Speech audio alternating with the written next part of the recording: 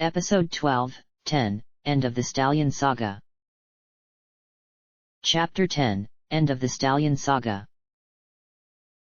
Ladies and gentlemen, the commentator roared. In round 2, battle 4, it's Team Ryu versus Team Imitai. The boy sighed as he stepped out of the waiting room and into the Null Magic Hall, dreading this battle ever since he had spoken to Imitai. He was to fight someone who was trying to save his daughter, all to protect another. Why must it turn out like this? Nina and Momo looked at him in concern, not knowing about the conversation the day before as Ryu did not tell them about it. What was the point of telling them about it and making them worry? He felt that if they actually emerged victorious in this round, only one of them would need to feel bad. Say, what happened to Imitai? He's not out yet. The announcer remarked. Mr. Imitai, please come to the ring. All right.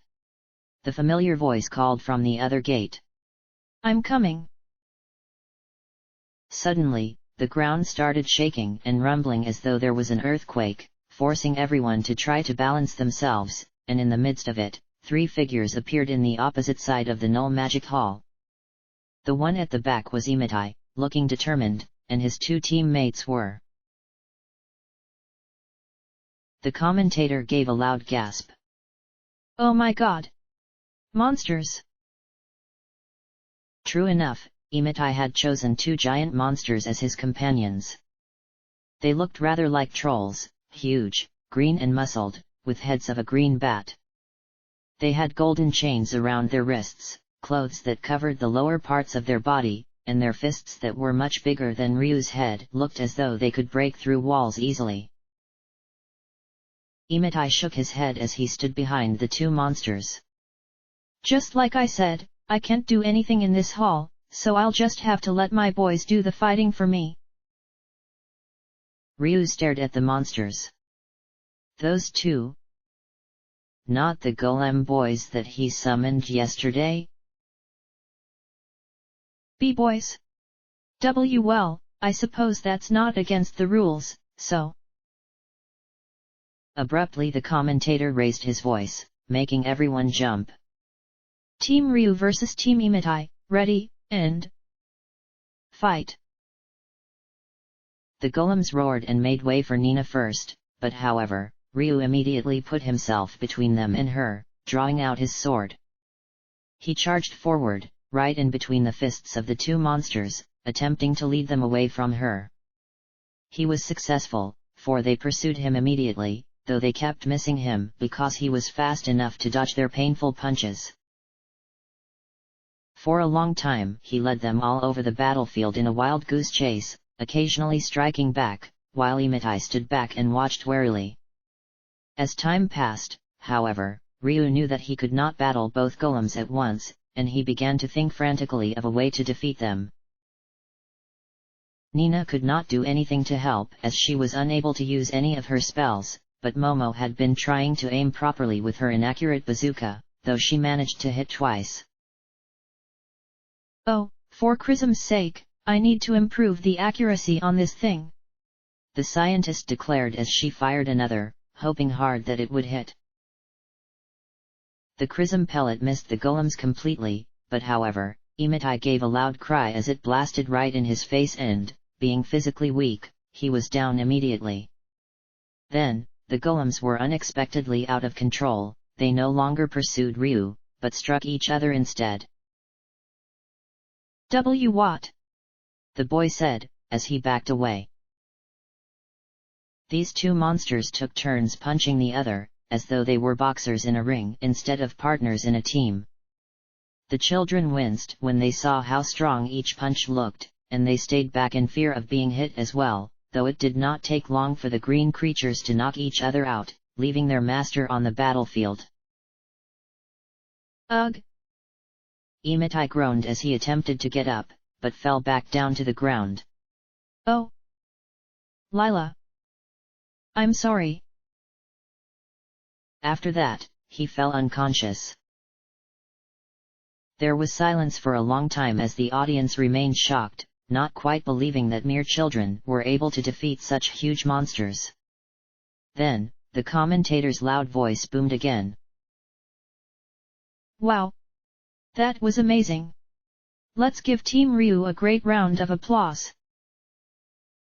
As though a valve had been released, a roar of cheers and applause burst from the spectators after their initial surprise. It took a long time before they would calm down enough for the next round to start, and by then Ryu and the other two were already in the waiting room. I'm so glad we won, the princess stated, smiling. That's 2 rounds so far, I hope we'll be able to win all of it.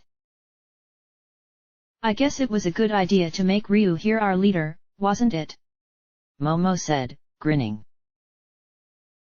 The boy simply could not say a word, for guilt and remorse weighed heavily on his heart. Nina immediately looked concerned. Ryu?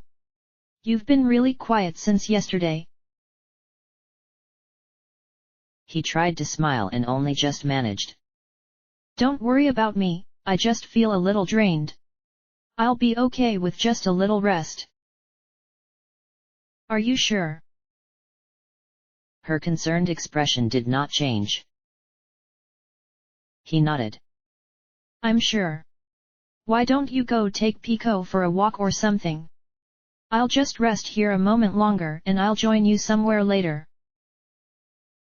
She smiled slightly and nodded. Okay, but don't push yourself too hard, okay?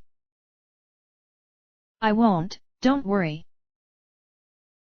He gave a wave with one hand as they left, then sighed as he leaned against the cold stone wall, sitting on the bed. Feelings of guilt and remorse continued to whirl inside him, enough to even make him feel a little nauseous, and it reminded him of the time when he killed the Gnu and the mutant plant. Was it because he was a dragon that trouble followed him? No. Nina would say. You're not a bad dragon. Ryu chuckled lightly at the thought, which made him feel slightly better, and jumped off the bed. He was ready for the day's training, though he had one thing to do first.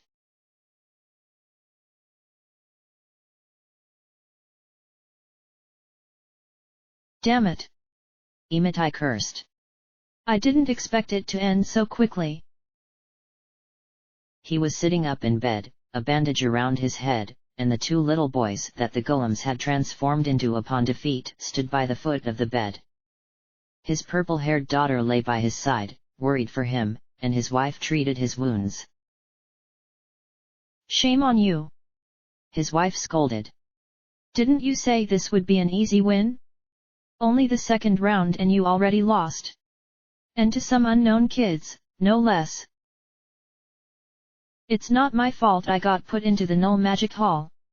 The sorcerer retaliated.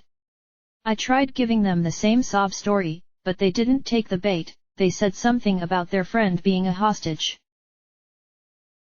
Stop making excuses! She shrieked. Because of you, we won't have any money this month. The moment she finished her sentence, they heard a clatter by the door and turned sharply. Then, their eyes widened in shock. Ryu was standing there. A small pouch lay on the floor by his foot, with several zenny coins falling out. Had he heard everything? By the grim expression on his face and the glare in his eyes, he had. Oh, hi there, Ryu, Imitai greeted nervously, hoping it was his imagination. Why are you here? Ryu did not immediately reply. He took a few steps into the room, his eyes focused on Imitai, and he spoke in a low voice. You were lying. The sorcerer jumped. And no. Of course not. Why would I lie to you? You're the same. You're just like all the people out there. His eyes flashed with anger, as a burst of light came from him. Do you like seeing people suffer? What? Imitai exclaimed, backing up into the wall. Save us!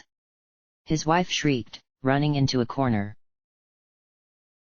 Ryu glared at the couple, his eyes flashing a great golden color, white light circling his body. From the ends of his hair, a golden color grew like the sun rising above the horizon. Imitai's daughter sobbed loudly, clinging onto her father in fear. Surprised, Ryu stopped, the light around him fading away, the golden color disappearing from his eyes and hair. At first, he watched as the girl buried her face in her father's shirt, the anger drained from him as quickly as water pouring from a jug. For a fleeting moment, pity washed over his face, then he turned away. Picking up the bag of coins that might have been intended for the family, he left quietly. Imitai gave a huge sigh of relief, and his wife sank weakly to her knees. They were saved. The contest of champions was definitely a dangerous business.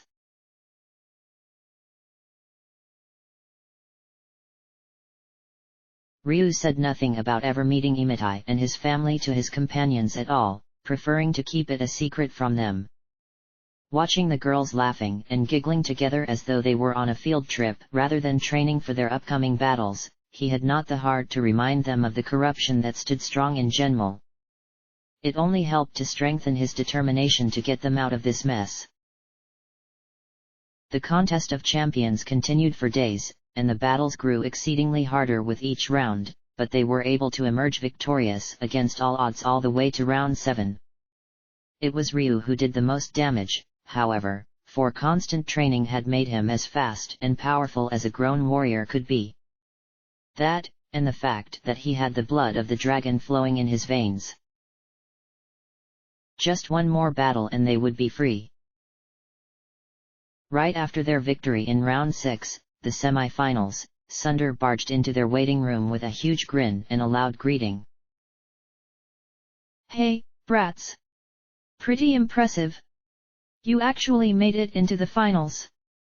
He spoke triumphantly, as though it had been him who had won. We don't need your compliments, Ryu said quietly, tired of him. We just want you to keep your promise. He laughed, as though the boy had said a joke. Well, that depends whether you can beat Gar in the finals or not, see? Don't look so glum. Gotta please your fans, you know. He turned to leave, his green tail swishing, but then stopped to glance over one shoulder at them. Make sure you do well in tomorrow's fight, Dragon Boy. It might be your last. He cackled loudly as he left, his voice echoing down the hall. The remaining 3 stayed quiet for a moment, then Nina broke the silence. Ryu, will we be able to win? She asked uncertainly. Will we finally be free? The boy smiled, defying the heavy weight in his heart. Don't worry, I'll be sure to give it my all. No matter what, I'll protect you, Nina. But in his heart, all the negative feelings raged, and even he doubted himself. Can I do it?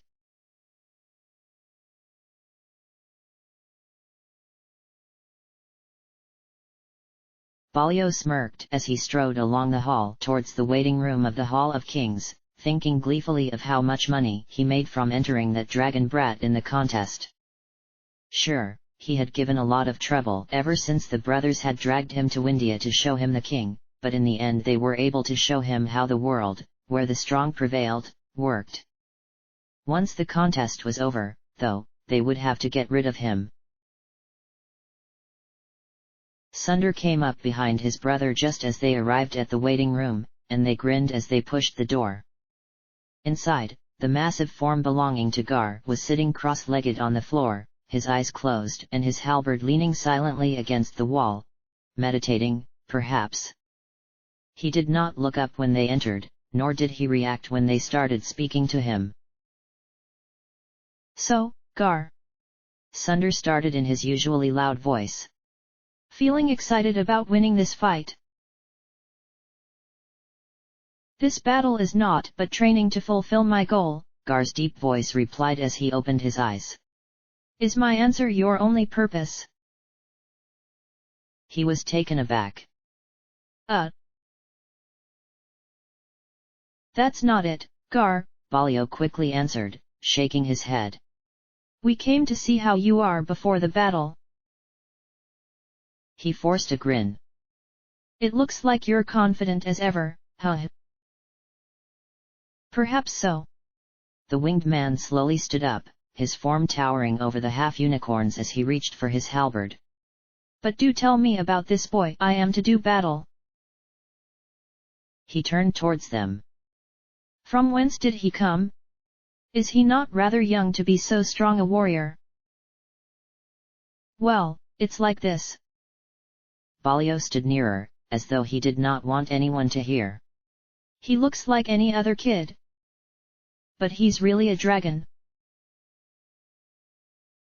A dragon?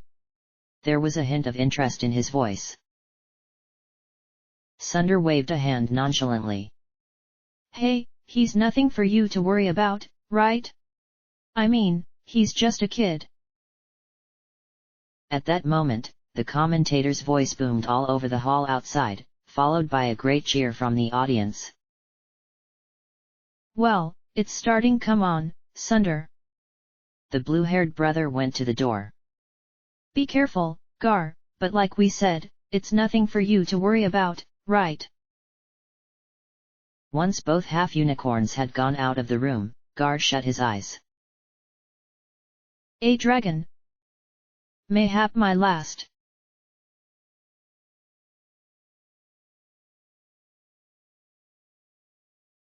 Ladies and gentlemen. The announcer yelled at the top of his lungs, clearly excited about the finals. This is the moment you've all been waiting for, the big event. The final round of the world-famous contest of champions. He took a breath and continued.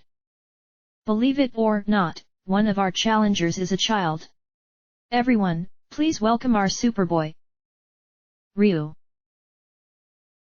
There was uproar when the boy slowly stepped into the Hall of Kings, with the audience yelling and cheering and whistling, and it made him feel even more nervous than he did before. He took a deep breath, trying to calm himself down. One more fight. Just one more fight and we'll be free. And in this corner, the one and only. The commentator resumed shouting, growing more and more excited with each word. The Wings of Death. The Master of the Blade. The Champion of Champions. Mr. Dynamite. Gar. It was just as Ryu had feared. The dragon-like man strode out of the gate before him, calm and composed. Of all battles to fight him. He's the champion for years and years now. The champion of champions. The voice roared again. But without further ado, allow me to present you the final match of the contest of champions. Ready? And fight. Both Ryu and Gar did not immediately engage each other, gazing at each other as tension brewed up between them. The boy shivered as he felt dangerous air around this person, and feelings of sorrow and anguish grew in his heart just from being near him. The winged man twirled his spear once and pointed it at him. Though you are but a young boy, I shall withhold not my strength. If you give not your utmost, I shall strike you down. Ryu narrowed his eyes, holding his short sword bravely in front of him. I didn't think of holding back at all. The crowd cheered at this exchange of words. Very suddenly Gar lunged with a speed that defied his size and weight, and Ryu scrambled out of the way in fear.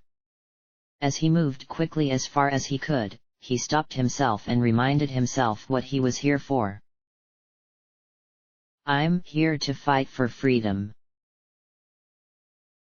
With a yell, he charged with his sword raised, focusing hard on dodging the spear, and then lashed out with his own weapon. He was able to hit once, twice, thrice before he was forced to back away when a burst of a fire spell was thrown at him. But he was relentless, taking the offensive and soon charging forward again, with the crowd oohed and ahed each time he was nearly hit. All the while, Gar never did show any expression other than calm seriousness, not even a wince when the short sword cut him on the torso and drew a little blood from his hard brown skin. No, he went on blocking and throwing fire spells continually at his small target, as though this was as normal as having dinner each day. But was he mocking his opponent with these weak spells of his? Or was it because he pitied him? Why would he not use his blade, his strength that earned him a great name in this contest of champions?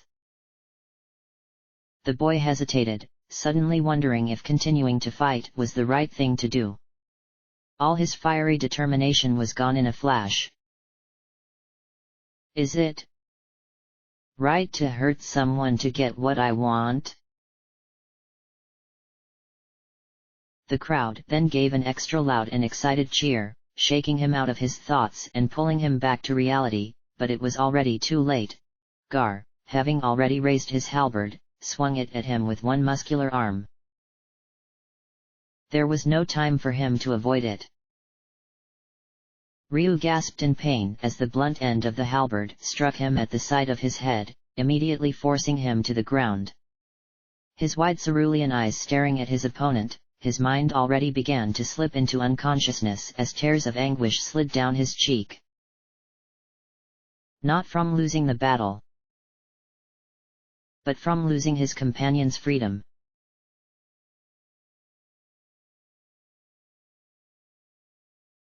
Not to worry, the healer stated, smiling at Nina and Momo as he stood up from the chair. He's strong, he'll come around soon, though he'll be a bit dazed for a bit. The princess, who had been crying and sniffing for a while, nodded as she wiped her eyes.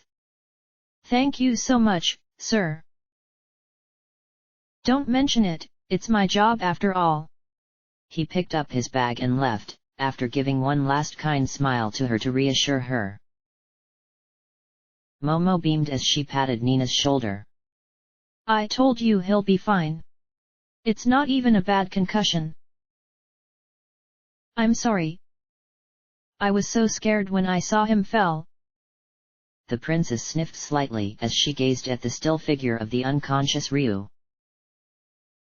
Suddenly, Nina realized that the crowd was silent, no cheer, no boos. Nothing. What could have quietened the enthusiastic people? Curious, she walked to the door of the waiting room that led outside into Hall of Kings and peeped out. Gar! Are you crazy? Balio exclaimed loudly, in the midst of the silence of the crowd. Am I mistaken? Gar asked calmly. Would the victorious not be granted his desire? Yes, but this is ridiculous. The half-unicorn snarled. That's not what we agreed on. He gazed at him with his gleaming golden eyes. Then would you rather forfeit your life? For the first time, Nina saw Balio shrinking back in fear. Grr.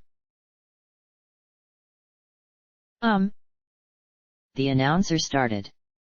To the champion Gar, we award Ryu and his friends. What? We're his prize? There was a loud chorus of boos from the crowd, all dissatisfied on this unexpected downturn of events, but Gar ignored them as he headed towards the waiting room where the two girls were.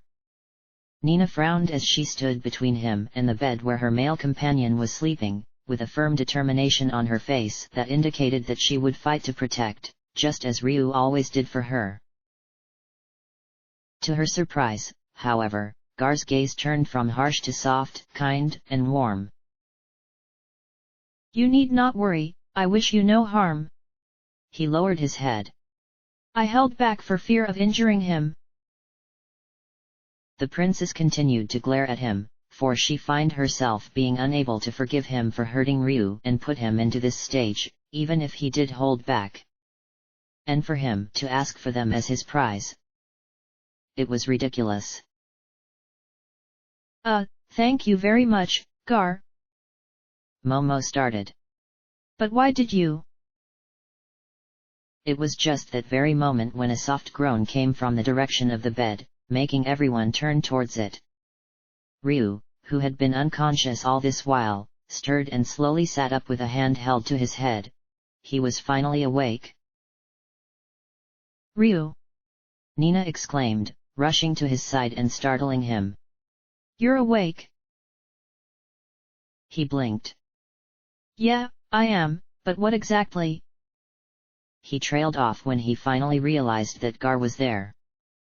His eyes widened, he raised a hand to his sheath, only to find that it missing, and paled in fear. Ryu! The princess called, wondering why he was that afraid of this man. After all, being knocked out by Balio and Sunder did not make him that terrified of them.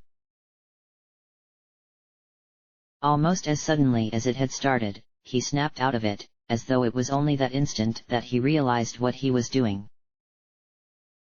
What's wrong? Momo asked. Oh. It's nothing. The boy reddened as he slowly slid off the bed, though he still appeared a little dazed. My apologies for the pain I delivered, the winged man said sincerely, his gaze on the boy half his size softened. I am glad to see you all right. He shook his head, looking up at him a little nervously. It's okay, after all, it was a contest of champions. Thank you. He nodded, giving a faint smile. Now, you are all under my care. There is naught to worry from Balio and Sunder. There was a gasp coming from Momo. You mean? We're free. He nodded.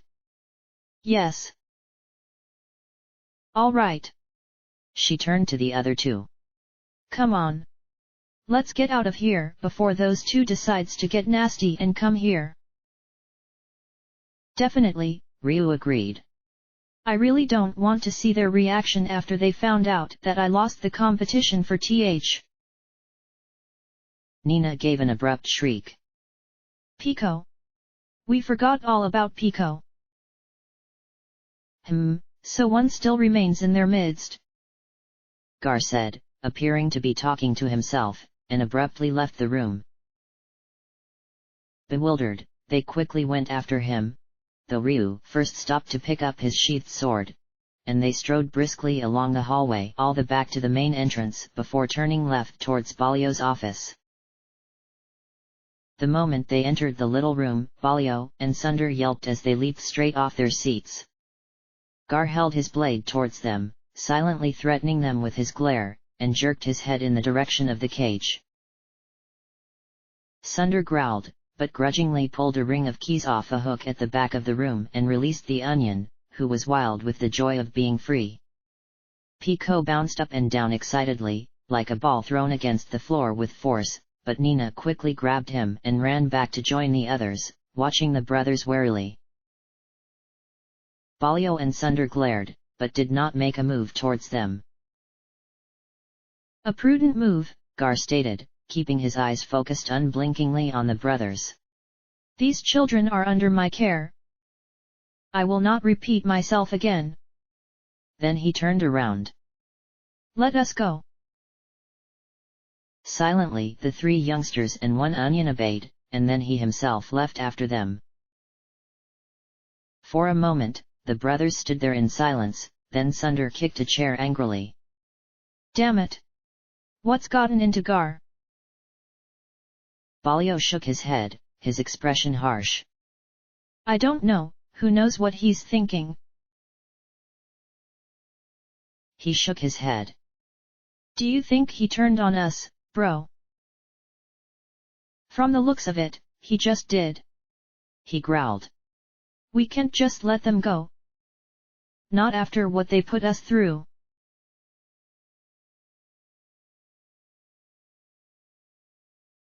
Ryu could not believe it. After so many days of capture and escape ever since they left Windia, they had finally been able to be free from their captors. Free. The word had a nice ring to it, and he could not help but to smile to himself. He felt relieved, knowing that he could finally send Nina back to her home now, and that he was free to continue his search for his old friends. But then, as he remembered that Gar was with them now, he started thinking deeply. Why had Gar helped them? Why was it that he made him feel nervous, even though from a glance he seemed like a dependable strong person? When they were finally out of the dreaded arena and rushed past the Genmal town gates, they stopped next to the walls, the girls and Ryu panting from the run. Pico seemed too excited to even feel tired, and Gar did not even break a sweat. "Hey, finally!" Nina cried once she had gained her breath. "We got away from those bad men." "Yeah," Momo agreed heartily, grinning. "And it's all thanks to Gar." "Pew-pew!" Pico piped up. Ryu didn't say anything for a while, then he gazed up at the tall form of the dragon-like man and spoke in a soft voice. "Why did you help us?" The suspicious tone in his voice showed without him meaning to. The other three grew quiet, watching Gar to see what he would answer. Gar stared off into the sky, a faraway look in his eyes. "I seek an ancient race that possesses an indomitable power, a fearsome race called the Brood. The purpose for my assistance." His gaze lowered slowly to the boy. "You, Ryu. You are part of the Brood." "The Brood?" Ryu stared blankly at him, confused. The name sounded so familiar, and yet... "The Brood?" The red-haired girl shook her head. "You mean the dragons?" Nina gasped. "How did you find out? He didn't show his powers at all." Gar nodded. "It was Balio who told me. I praise you for concealing it well." He shook his head. "Ryu, I will ask not in return, but if you wish to know about the Dragonkin, the Brood, there is but one place to go." He turned, pointing a finger towards the east, past the mountains. "To the east lies Angel Tower. Go thither, where I shall await your coming." With that, he strode off, heading towards some tents in Genmal, and left them there. Ryu continued to say nothing, staring at the ground, and it took a long time before he finally spoke. "The Brood. I can finally learn about myself." Nina smiled. "I'm glad, Ryu." He smiled as well, clearly happier. "Yeah, I'm glad too. But let's get you back to Windia first, okay?" Momo beamed. "All right then. I'll bring you to the city just like I promised." "Pew-pew-yo!" Pico shouted. Feeling new enthusiasm now, all four of them cheered and then, first buying new supplies with whatever money they had left, started their journey to the City of Winds. Life had never felt better.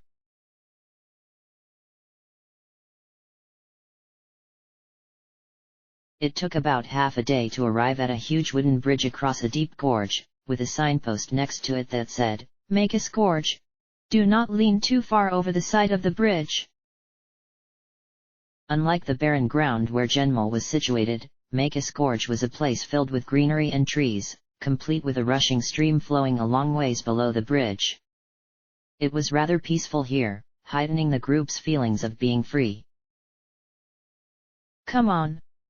Let's go," Nina said excitedly and ran first onto the bridge, with Pico following enthusiastically behind.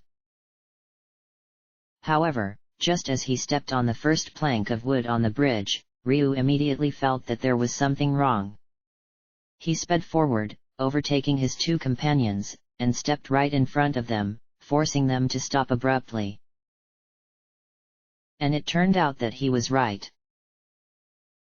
Before them, there were a huge group of thugs, with both Balio and Sunder leading them. Ryu glared as he drew out his sword, remaining in a protective stance in front of the other two, a deep feeling of hatred building up inside him. Ryu, I've got to hand it to you. You're one hell of a kid, Balio started, no longer smirking as he usually did. I never would have thought you would give us so much trouble. Guys! Momo cried from behind the children and Onion, running towards them. There are some bad guys right behind you. She blinked as she realized that there were a whole horde of men in front of them too. Oh. I guess you already know. Honey, who was perched atop her shoulder, slapped her forehead in exasperation. The boy shook his head slowly, his eyes harsh. We're stuck here, unless we can get past them. In the midst of the hatred, a feeling of nervousness and fear rose. He had never fought and truly won against them before, so what difference would it make now? We've called in all our men from around here. You won't get away this time. Sunder snarled. Get him! Uttering a battle cry like soldiers in war, all the thugs charged with their respective weapons raised, then they skidded to a stop when a bright flash of light came from Ryu. There was a great roar as the light blinded everyone, and when it dimmed, the boy was no longer there, but the large form of the Force Dragon, which gave a roar as though warning them to stay away. Some of the men fled screaming, while the braver ones stayed. There were a lot of them, but they were no match for him, even though he held back. Some were knocked out the moment he bashed them, while some others required a swift grapple followed by a powerful swing to the trees.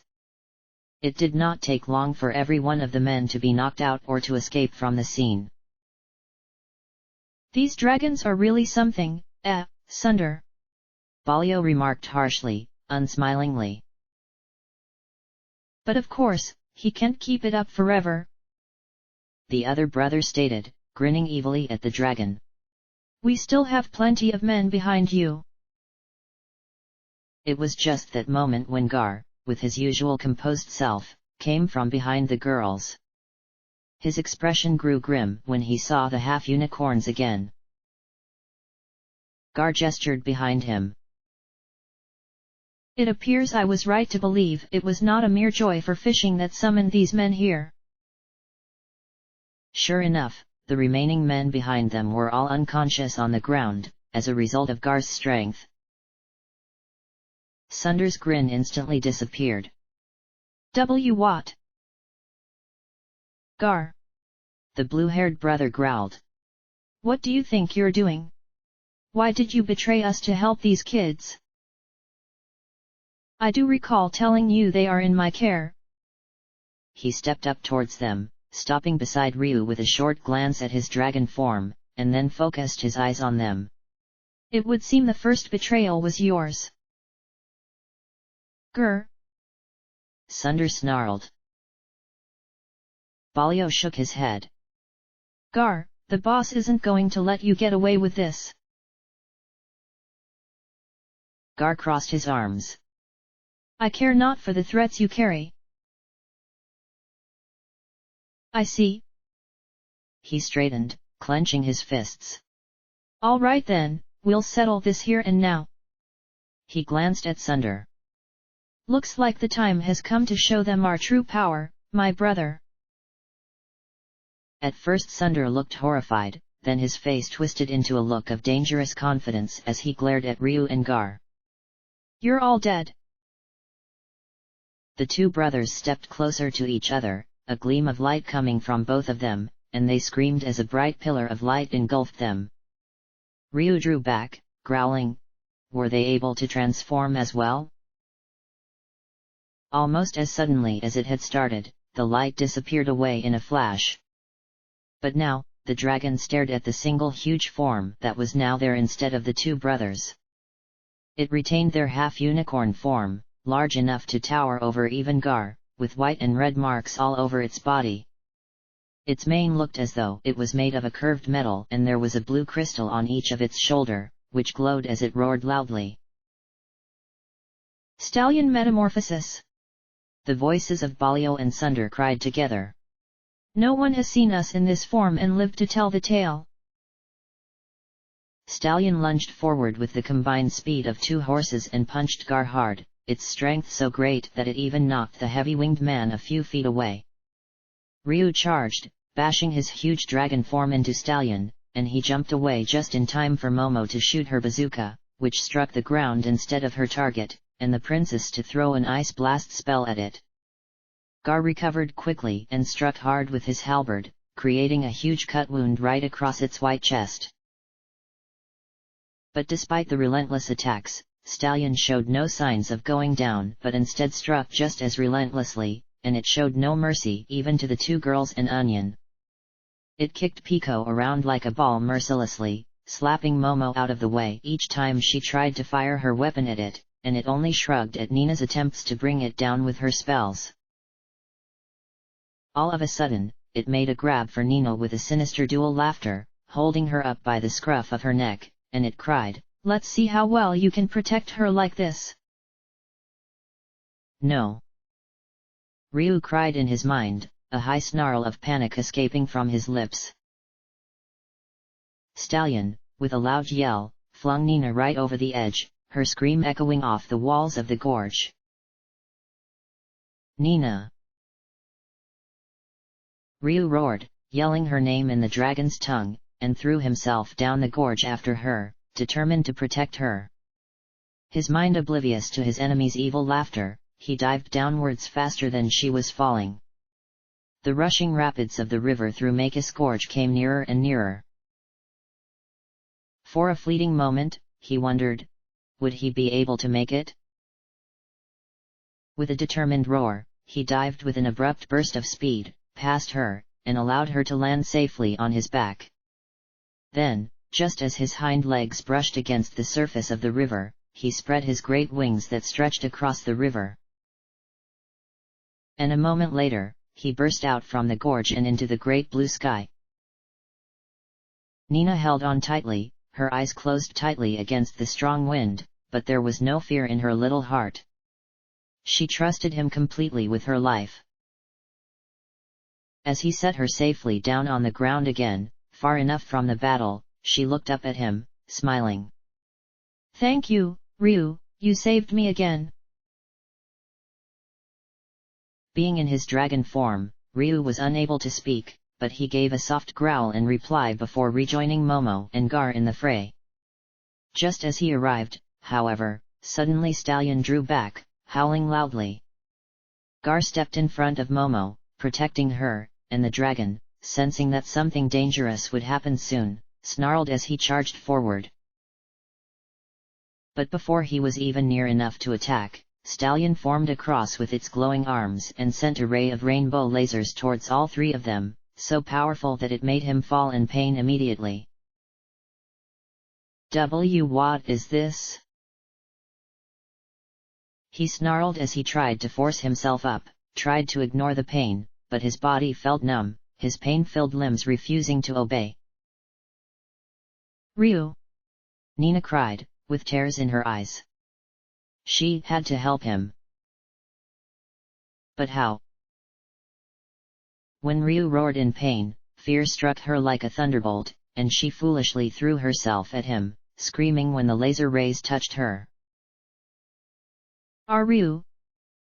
she breathed out. He stared at her in dismay, his eyes wide in fear. Stallion laughed, a long, triumphant laugh.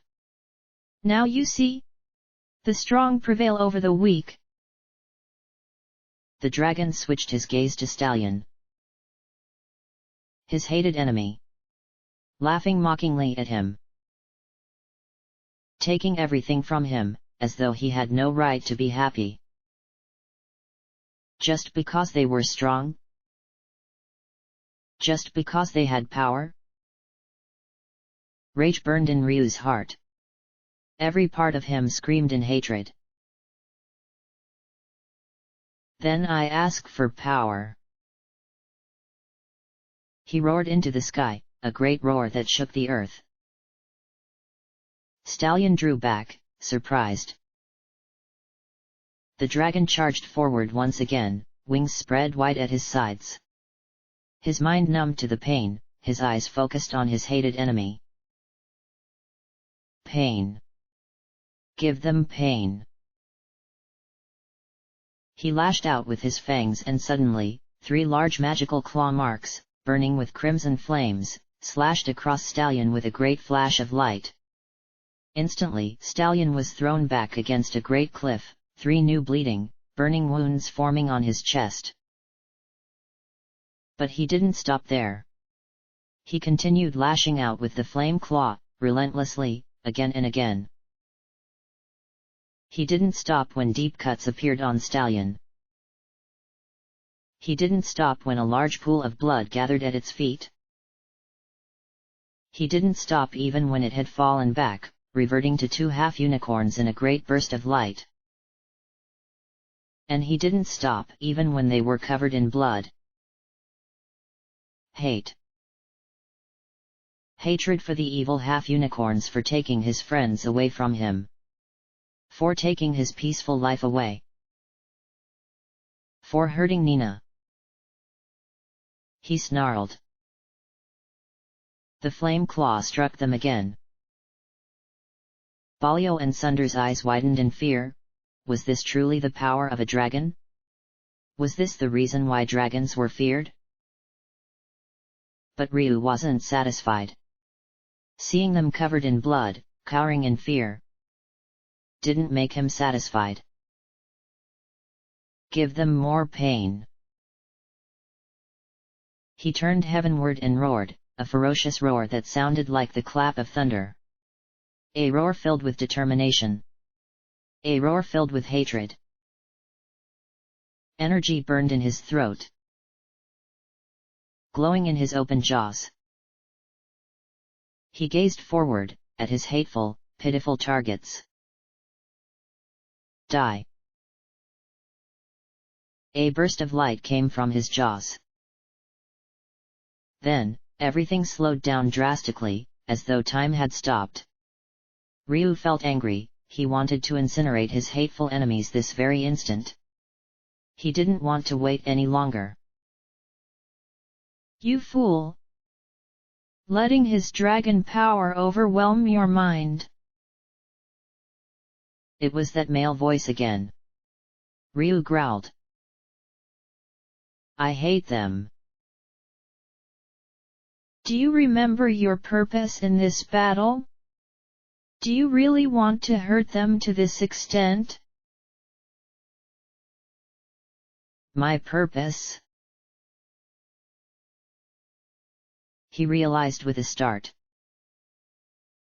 Nina. The rage and hatred washed away, as quickly as they had come. Remorse and regret filled his heart instead. Why have I? You have to remember, Ryu, too much power is not good. You will go berserk, as you did earlier, if you lose control of your emotions. He lowered his head, tears filling his eyes. I'm sorry. The voice chuckled. You're still such a child.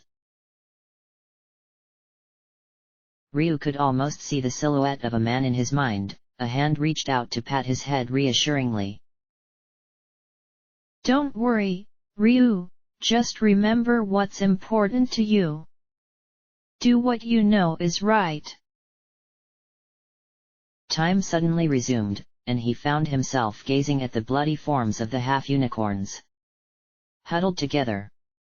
Trembling in fear. He almost pitied them.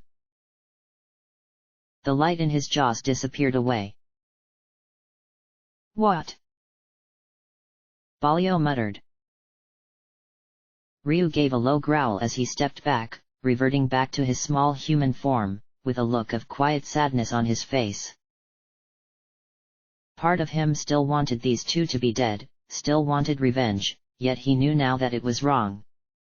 Now, even as he stood there, watching the bloody duo, he knew it was pointless to continue like this, pointless to hurt them any further. Killing you won't bring Ray and Tipo back, he merely said, slowly turning his back to them.